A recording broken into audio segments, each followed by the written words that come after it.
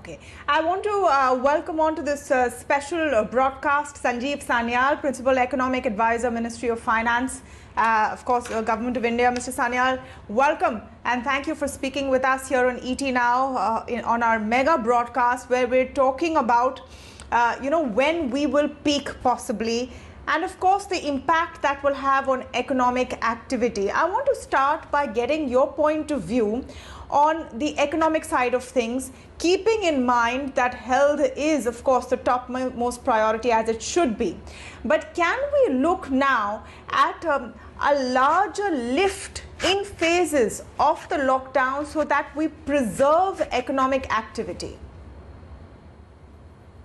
I think I would agree with the previous speaker that this has to be seen first and foremost as a medical emergency. I think the Prime Minister has made that point as well. And that if we don't take care of that first, we really can't get the economy going as well. Even from a purely economic perspective, the health issue has to be taken into account because obviously we can't open up the economy if this keeps spiraling out. So I think don't separate the two. The health issue is absolutely important. However, having said that, obviously livelihoods matter, the economy matters, and of course, in the longer term, we still need to take care of other diseases. We need to take care of food issues, livelihood issues, and so on. So as time passes, the economy and its requirements will begin to become very important. So the approach we have taken, which is somewhat different from many other countries, is not to come up with one big bang package for the economy. Instead, we have taken a more calibrated approach, a step-by-step approach.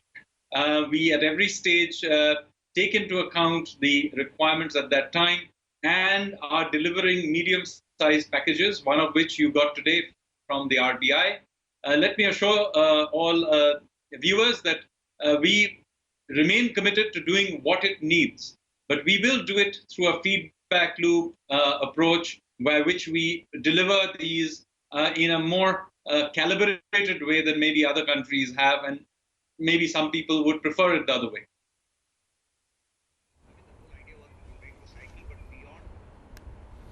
Well, I go back to the projections once again, just for the benefit of our viewers, and we want to just once again reiterate the fact for the benefit of our viewers that it is on us, viewers, if we maintain social distancing, if we honor the lockdown, we will be able to see back of this coronavirus. Now, these are projections which have been done scientifically on various models, and those projections and those numbers will just, come up once again. Mr. Sanyal, my immediate follow-up question is that I'm doing a relative comparison here, and I'm comparing what other developed countries and other countries so far have spent in terms of fiscal stimulus package as percentage of GDP. India's number so far is nowhere close to what other countries have done. Why is that? And is that the wrong way of looking at things? It's completely the wrong way of doing it. That is why we have been telling you throughout, and I'm reiterating it here, that we have not gone for the Big Bang approach. Now, it is not because we do not have fiscal and monetary space or we are unwilling to do it. It's because we have gone for a much more calibrated approach towards it. So we will do medium-sized packages, and we will keep doing lots of them as it goes through. Now, why are we taking this approach? The reason we are doing it is because we are dealing with an evolving and very uncertain situation. So instead of firing all our bullets right up front and wasting a significant amount of it, we have taken the call that we will take the resources, we have lots of it, but it's still limited, and try and put it where it needs at every stage. So we are putting in a lot of effort. And by the way, even these packages we are doing are not small. I mean, they are running into lakhs of crores, incidentally. So these are not small packages. But if you just happen to take any one of them and compare it to some of the mega packages of some other countries, it may appear small. But you will see as we accumulate these packages, they will become a very significant push. And I think the rest of the world, by and large, is slowly beginning to come to our line of thought, because we, as you may be aware, have just signed a G20 action plan for a global response to this economic and health situation. And in that document, if you read it, you will see that it is also very much in line with our feedback-based, step-by-step approach. So even countries that have taken a big bang approach to start with are beginning to now veer to our approach.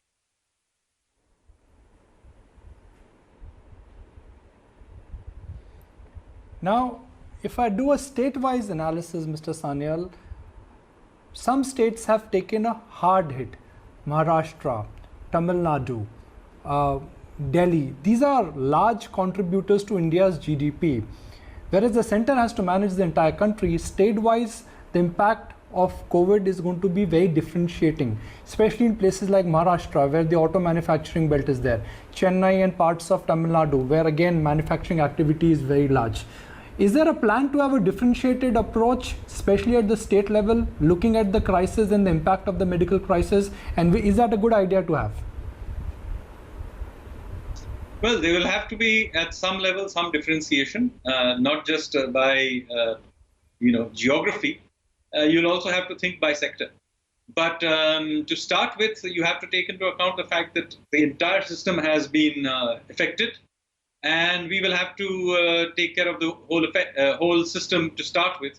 Because remember, this is an evolving situation. Today, a particular sector or province may be affected more. Tomorrow, it may be a different one. So at this juncture, we have to take a somewhat more broad brush approach. Having said that, there are certain areas, sectors, etc., that we may want to put a little more effort. Now, one example of that is the financial system. The financial system is like the circulatory system of the human body. It's what takes oxygen to every part of the body. So if the circulatory system backs up for whatever reason, then you will have a serious problem in the entire economy. All sectors will be affected. I mean, you'll begin to have cascading defaults. Companies across the board will not get credit. Payments won't happen, and so on. So there are certain areas where we will have to pay special attention. And I said, I give you one example of the financial system where we are currently paying a lot of attention. The similar approach differentiated approach may have to be taken for states as well. Or of course, some of these states have resources of their own, which they need to deploy as well.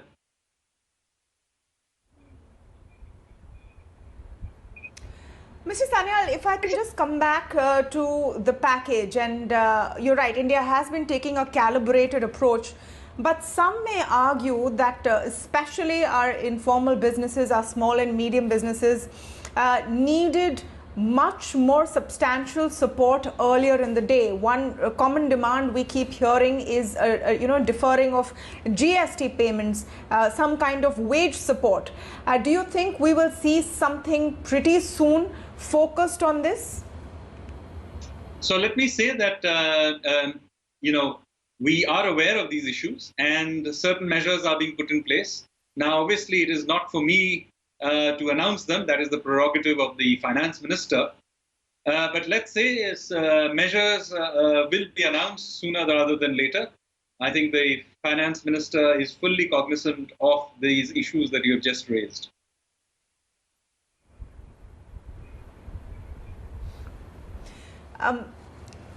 If I may just come in with what the governor said today, Shaktikanta Das, RBI governor, talked today about returning to a 7.4% growth in 2021-2022. Do you see that as an optimistic projection? How do you think that will come true? I think he was quoting, if I remember correctly, the IMF's projections. I don't think it is the Reserve Bank's projections, but nevertheless, it's entirely possible we will go back to a higher growth rate. Particularly next year, we will have the advantage of a low base as well. But at this juncture, the focus of our approach is to cushion the current downturn and try and protect as much of our economic system, particularly the SMEs, from the current situation. So we have not yet begun to lay out the path to reconstruction. And so that is something we will come to. Our focus right now is on cushioning the downturn. And of course, longer term, we will have to go back to the other issue. Now, let me say in this context an important thing.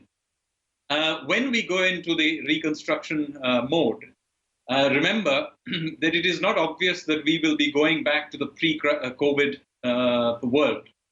The world we will live in will have a different geopolitics. It will have different socio-economic and consumer behavior. It will have different supply chains. So it will have a different logic. Even technologies will perhaps move on. So we have to be clear that we do not simply attempt to go back to where we were before the crisis. We will have to move forward. And I think in this environment, we will have, we as a country, not just as a government, but as a country, will have to take a much more active role in engaging with the world.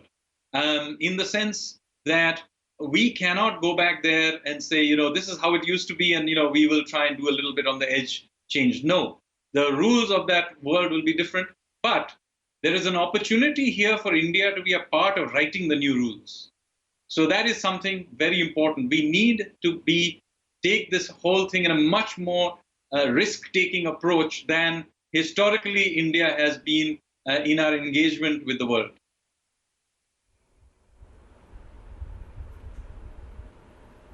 I agree with you, sir, that when the equilibrium changes, let's find opportunity rather than looking at threat. But Mr. Sanyal, let me address my last question to you, and more like a near-term dominated question. Government is saying don't fire. Companies are saying we have no option because we have debt, we have interest to pay, we have no revenue. What can we do? What is the plan to save jobs? So obviously, the first plan, as I said, at this juncture, is about the cushioning. So that is where, of course, liquidity is being put through, various kinds of moratoria have been put through. We understand that even with that, it is not going to be easy, particularly for the informal informal jobs, self-employed people. We fully agree with that. But as I said, our focus is on cushioning it and dealing with first cushioning the economic impact and dealing first and foremost with the medical emergency that we have. Once we are past that, and I would argue that we have done better than most people would have given us credit for, we will probably be, and fingers crossed here, we will probably be out of this cycle before much of the world. In which case we need to, at that point, go very quickly into rebuild phase, because we need to reinflate the system as quickly as possible. We fully agree that if we sort of just stabilize there, then all the problems you just mentioned will begin to creep up. We can't go back to a sort of looking for equilibrium on the other side of this. We have got to reinflate the system, try and trigger self-sustaining positive feedback loops and so on.